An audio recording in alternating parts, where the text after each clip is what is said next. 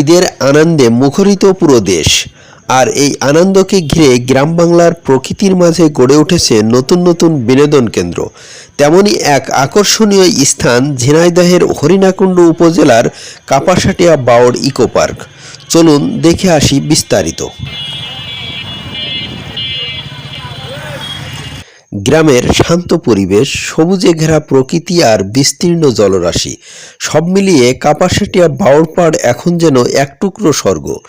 ঝিনাইদহের হরিণাকুণ্ডু সড়ক সংলগ্ন এই স্থানটি অল্প সময়েই ভ্রমণ পিপাসু মানুষের কাছে হয়ে উঠেছে জনপ্রিয় গন্তব্য।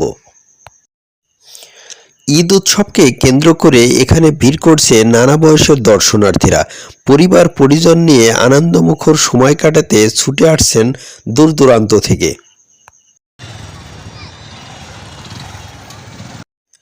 স্থানীয় উদ্যোক্তাদের উদ্যোগে গড়ে ওঠা এই ইকো পার্ক ইতিমধ্যে এলাকার অর্থনীতিতে ইতিবাচক প্রভাব ফেলেছে।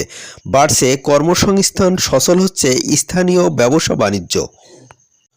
প্রাকৃতিক সৌন্দর্য আর আধুনিক বিনোদনের সমন্বয়ে কাপাসাটিয়া বাওড় ইকো পার্ক হয়ে উঠেছে এই অঞ্চলের অন্যতম দর্শনীয় স্থান।